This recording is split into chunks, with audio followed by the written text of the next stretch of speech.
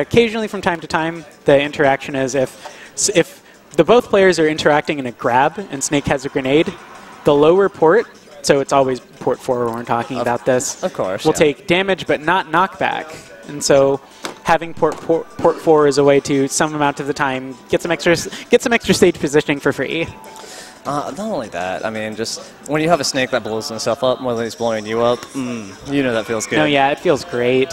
I know I haven't seen Brennan do it so much, but I have seen Snakes with port 4 aggressively grab at their mine. Yeah, I mean, what do they have to fear? Yeah, I know that Brennan isn't one to go for a lot of the jank. He just kind of outplays you. He's so good. Dad looks over. It's the sort of thing of like, I've never actually talked to FlashingFire about port 4, but like I said earlier, it's something that you can change that has an impact on the game, so you might as well go for it if you can. But this Diddy is the thing that's pressing. Oh, wow. Ooh. Diddy's a fat little boy. No. Oh, gosh. But, you know, down tilt into mine is that'll get him. You know? That'll get him. I know that Jitty has Diddy sort of in a pocket. I have no idea how good it is compared to his Rob, but I have to imagine that it's some sort of thing in the matchup that he likes better than Azrob. I think he just doesn't maybe trust the weight of the character in comparison. Like, see, I know not a lot about Rob, but he is a big boy. He's got the big hitbox to go with it too.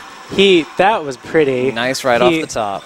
He drinks his milk, and so getting sticks is even more easy than it normally is. And maybe specifically going from Rob to Diddy. Diddy is going to be a lot smaller, and so some of those setups FlashingFire is going to have to try a little harder for. Exactly. And not only that, I mean, when you're playing against a Diddy, I mean, one that especially knows how to control the banana, it's a 2v1 situation. Oh, yeah. And especially it's something that we're seeing in this game that FlashingFire isn't going for mines a lot of the time, because it's really simple for Jitty to just pick up the banana and throw it across the stage, especially on a stage that's as close quarters as Battlefield is. You can't rely on having that mine down for more than a second or two. And while you're doing that, that's a stick. And while you're trying to lay the mine, there's the Diddy who can run up at you and down smash or get him with the side B. Flaffy is still up by %, but you never like seeing that happen. Yeah, because it's not very good. But it hurts you, dude. Ooh. Oh, okay. Just sliding past that. What do you think about FlashingFire laying the Claymore down on platforms? I actually think his use of it is incredibly smart. Like, oh, okay, that won't kill. That won't kill. Yep, Diddy is. That one will though. It's just more of like I believe that Flaffy just loves controlling space in this game. He wants to make you feel powerless, that you can't go anywhere. And I mean, as a Snake main, that is what you want to do. Yeah. I haven't seen a lot of Snake mains who are looking to just have a good, clean bout with you and slug it out. I mean, Snake doesn't not have the best approach options, like, at all. I mean, he's much better at responding to you coming at him. Oh, yeah, but also in that, more so than other characters who are better at being defensive, Snake can really limit your options in how you're approaching him. So even if you are forced to approach the Snake eventually, it's on the Snake's terms a lot of the time, unless they do something silly like trap themselves behind a mine, because Snake's a big boy, but he's not very good in the air. You know, no. Something I wish more players would take advantage of, because, okay, it is scary. It is absolutely terrifying when you're stuck, but when you're stuck, you also have eliminated one of Snake's best recovery options. Ooh, is that going to do it? Ooh, that's going to do it. See, that's what I like doing with Snake is I'm stuck, and aside from the fact of your time on this earth is now limited because you're stuck. Right. Also, like you were saying, Snake can't wall tech to recover. Nope. It's just like you should be taking. Of course, you should be afraid, but take advantage of that as much as you possibly can. Because what's he going to do? He's going to cipher up and blow you up, and that's about it. And not every character has something that's really good at bullying Cypher, but a lot of them do. I'm not sure how good Diddy's aerials are, at outspacing the Cypher hitbox, because I know, aside from the fact of the obvious of, well, it's only on his head, but that's also where he's approaching forward Cypher. Right. But Banana's got to be really good at challenging Cypher if it's still on the stage. It can at least... Oh, he tried to. What? He probably tried to. I was on... 2-0? Okay. Alright. Okay. So we've got Jitty counterpicking to Fountain of Dreams, a stage I know he doesn't like very much, so desperate times. Call for desperate measures. Though I know on, and he's stuck now, I know on taking Snake to Fountain of Dreams, there's always the thing at the back of your mind that the mines might not always be where he placed them originally, because if either of those side platforms goes under the water while there's a mine on them, then it'll stay on the ground even if the platform comes back. Exactly that, actually. And when it lifts up, it can benefit you, but it's also a curse, you know, blessing and a curse. Yeah, because I have not seen Jitty really sweet spot with the barrel blasters very much. So there's going to be the worry of if Flaffy takes a mine on his platform and it goes a little higher than it normally would, and he accidentally barrels into it. And that's going to be a heartbreak. You know, the banana saving Jitty's life. Flaffy tripping on it 3 times after getting a train. Trips again. What is this? This is Slapstick Smash Bros.